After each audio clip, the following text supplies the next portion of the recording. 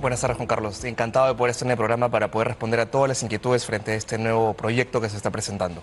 Muy bien. Desde la visión de las madres, de las mujeres, de las gestantes, es una buena noticia porque van a estar más tiempo en casa, pero hay que evaluar ciertos puntos porque estamos hablando de que, por ejemplo, eran 57 días del postnatal, ahora se habla de 77 días, 20 días más. No, lo que la norma estipula actualmente es un total de 49 y 49, o sea, estamos hablando de 98 días. La propuesta que se ha aprobado ahorita en la Comisión de Trabajo del Congreso es ampliar el postnatal de 49 días a 57 días, o sea, un promedio de casi 10 días más, ¿no? 10. Estamos hablando de 49, 57, 8 días más para ser exactos, que es una semana más, ¿no? Ahora, sí, en efecto, es una buena noticia para las madres gestantes y de hecho si vemos el panorama de América Latina, nosotros estamos debajo del estándar recomendado por la OIT. A ver, la convención que nosotros hemos suscrito desde el año 2016 nos obliga a tener un mínimo de 14 semanas, o sea, es el mínimo establecido por la OIT en el convenio 183. Pero ya ese mismo año se salió una recomendación por parte de la OIT señalando que debería ampliarse de 14 a 18 semanas. Entonces, ese es, digamos, el estándar recomendado en el progreso de los derechos laborales. ¿Qué países están en 18 semanas? Países como, por ejemplo, Chile, países como Colombia, Brasil está en 17 semanas, nosotros todavía nos hemos quedado en 14. Ahora, ¿eso cómo nos coloca en el panorama? La verdad es que esto es algo muy incumplido por el resto de América Latina. 14 semanas, que es, digamos, el estándar mínimo, es incluso mucho para algunos países. Por ejemplo, te diré que Bolivia, Ecuador, México, incluso Argentina, tienen menos que nosotros. Tienen menos de 14 semanas. O sea, estamos hablando que tienen 90 días, 84 días, tienen un rango menor. Entonces sí, en efecto, esto es algo que nos acerca al estándar recomendado de la OIT. No cabe duda, nos pone un poquito por encima del resto de la región, todavía no llegando al máximo, sí, definitivamente, pero tiene un lado complicado. ¿Y el lado complicado cuál es? Que el problema real, y lo dice la misma OIT, no es necesariamente cuántos vas a dar de días de descanso, sino el problema real en América Latina es que tienes un 70%, sobre todo en Perú, a más de empresariado informal. Entonces, si tienes un empresariado informal al que tú le dices, te voy a ampliar la cantidad de días de descanso de las madres trabajadoras gestantes, ¿cuál va a ser el incentivo? No va a ser positivo, o sea, definitivamente no van a decir voy a contratar más mujeres o voy a contratar más mujeres gestantes, claro, ¿no? Al contrario, va a salirme más caro. Y más caro no porque, como ha dicho un congresista, esto lo asume salud, es cierto, sino le sale más caro al empleador porque es más tiempo de ausencia del trabajador. Sí. Si bien es cierto, el subsidio lo paga salud, a fin de cuentas, en realidad el empleador es el que tiene que encontrar a un trabajador de reemplazo o el que tiene que mover sus piezas dentro de la empresa para poder cubrir porque es un trabajador menos. Entonces el empleador ya no va a contratar tantas mujeres en época fértil. Ese es, nosotros en la perspectiva que tenemos es que sí, es bueno avanzar en el progreso de los derechos laborales, es bueno tratar de alcanzar el estándar internacional, pero en el Perú el problema radica en otro lado. No solo se trata de ampliar derechos, sino de buscar incentivar la formalización. Buscar que en la región son más del 50% de mujeres desocupadas, porque no les permite ingresar al trabajo, buscar que se logre contratar a mujeres. ¿Y no sería quizá más bien en el caso del Perú, por ejemplo, haciendo la gran diferencia, ¿no?, de que trabajadores formales e informales, que esta norma sea para trabajadores formales o sería ya discriminatorio? No, ahí sí sería discriminatorio porque sería una evidente, digamos, lo que sí se puede hacer es que sea progresivo probablemente, ¿no? Ahora, algo que sí ayuda en el tema de la formalización es que, por ejemplo, en el caso de MIPES, estamos hablando de micro y pequeñas empresas, sobre todo en el caso de las microempresas, la norma no exige que estén establecidas en el salud, sino que estén en el SIS. El SIS, que es el Seguro Integral de Salud que da el Ministerio de Salud, no cubre subsidios. Entonces, de por sí ya todas las microempresas, cuando se formalizan, no tienen necesariamente que pagar el subsidio, sí tienen que darle el descanso, pero el salud no va a cubrir el subsidio. Pero claro, el problema nuevamente es que igual el descanso se otorga, igual tienes un trabajador ausente, aunque no le pagues, pero igual tienes un trabajador ausente. Entonces sí, podría ser una salida que el Estado gestione un apoyo progresivo en el cumplimiento de derechos, definitivamente, un alcance programático sería mejor. El problema es que eso no es algo que el Estado ahorita mismo tenga preocupación de hacer, ¿no? Claro. Me parece más bien que incluso podría ser una propuesta populista el decir, porque las voces estaban incluso que se amplíe más, ¿no? Hay una congresista que he escuchado que ha dicho que deberíamos ir incluso a más, ¿no? A los 18 semanas.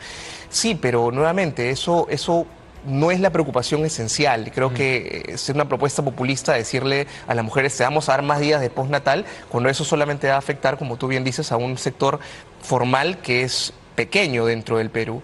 Sí. Y dentro del Perú, el sector formal, yo te lo digo, como abogado laboralista, los casos que vemos en el estudio, muchas veces, al momento de hacer la selección del personal, se coloca dentro de las fichas, usted tiene carga familiar, o en entrevista, tú tienes familia, has proyectado tener familia, claro, sin tratar de ir a preguntas de repente demasiado discriminatorias, pero ya desde ahí se busca ver un perfil, y si es una mujer que está en edad fértil, que de pronto te habla de proyección de familia, vas a hacerla a un lado. A un lado, claro. Y sí. con eso porque me va a pedir permisos a cada rato, porque tengo que hacer algo urgente con los hijos. Exacto. Bueno, o sea, claro, se le da la posibilidad, pero ¿cuántas veces o cuántos hijos tiene? ¿Cuántos hijos tiene? ¿Cómo te manejas tú en casa con los hijos? O sea, y si es joven y no tiene hijos, ¿cómo te ves en 5 años en cuestión familiar y profesional? Son preguntas que más o menos se manejan para poder saber cuál es la respuesta y cuál es la proyección de ese trabajador. Y si le amplías más los descansos, vas a desincentivar. O sea, creo que debe ir el trabajo del gobierno de la mano. Vamos a sacar una norma que nos acerque más al estándar internacional, pero vamos viendo cómo hacemos que las empresas que están en la informalidad se formalicen, y cómo las empresas que son formales están siendo fiscalizadas por SUNAFIL para ver si realmente cumplen o no cumplen, porque en muchos casos, te comento, como te digo, discriminan o simplemente le dan de baja, y como la trabajadora tiene que invertir en un abogado para reclamar, eso demora, entonces simplemente le dan de baja y luego ya que reclame si reclama o no reclama, ¿no? Claro, ahora, esa aprobación de ese dictamen, falta que pase el Pleno.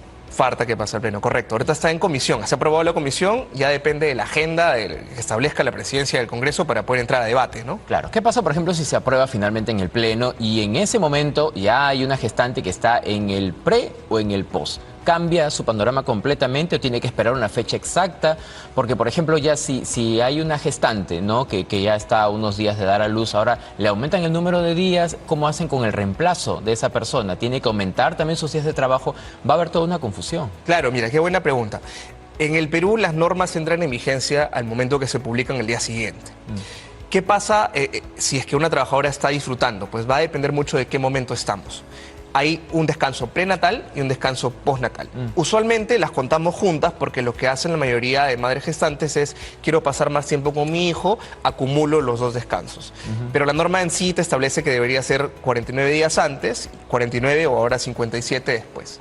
Si la madre está gozando el descanso postnatal, que es el que justamente se va a aumentar, y durante el momento de su gestación se publica la norma, tendría que ampliársele los días conforme a lo que establece la nueva ley. Claro. Y eso implicaría definitivamente para la empresa tener que asumir más días, y tendría que ser para el trabajador una gestión ante Salud, porque Salud te otorga un certificado de incapacidad temporal. Ese certificado es el que yo le entrego a mi empleador y le permite a la empresa después cobrar el subsidio. Claro. No, a la empresa cobrar el subsidio. Porque algo que mucha gente no conoce sobre el tema de la licencia de maternidad es que no es que salga del bolsillo de la empresa, sale del bolsillo de Salud, o sea, sale del bolsillo de todos los que contribuimos al final de cuentas al Estado. Sí.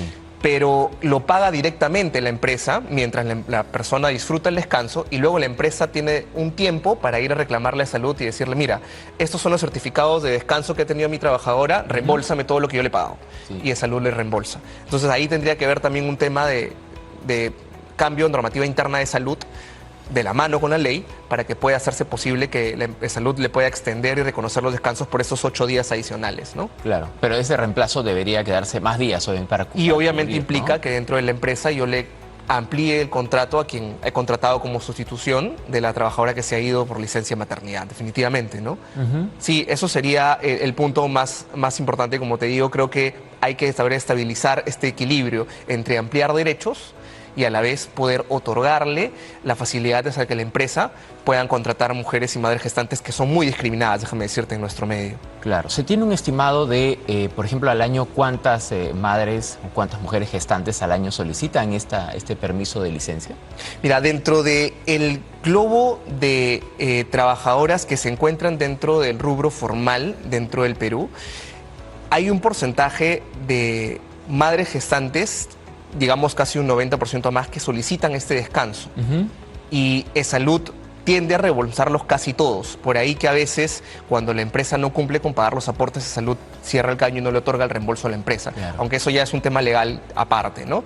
Pero sí hay una predisposición a las trabajadoras a solicitar este tipo de beneficio, porque lógico, los 3 meses posteriores al momento del parto son momentos esenciales en los que la madre y el hijo tienen que estar muy unidos, y son momentos que definen el crecimiento posterior del niño, ¿no? Entonces, muchas mujeres, todas, como te digo, casi un 90% lo solicitan, ¿no? Es poco usual que no sea, y lo que no se presenta, las que no lo piden, es en sectores que tienen cierto tema de informalidad, como por ejemplo mineras, no mineras grandes, sino contratas de mineras que a veces tienen este problema del régimen 20x10 y prefieren negociar con las trabajadoras para que cesen y no pidan el beneficio. Hay otros temas que se manejan en este tipo de empresas que tienen regímenes atípicos, ¿no? Perfecto, muy bien. Entonces esperamos la respuesta del Congreso en el Pleno, ¿no? Para ver si es que finalmente se aprueba o no esta norma. Muchas gracias, le agradecemos a Renzo Torres, abogado laboralista, ¿no? Que nos ha ampliado un poco más este panorama sobre si es que las mujeres, en el caso del Perú, por ejemplo, si estamos en ese estándar y si es que hay una diferencia importante entre las trabajadoras que están de forma formal, digamos, ¿no? Y de informal, ¿no? Y ese descanso que les corresponde a cada una. Muchas gracias. Gracias a ti, encantado para cualquier otra oportunidad poder resolver estos temas. Muy bien, muchas gracias.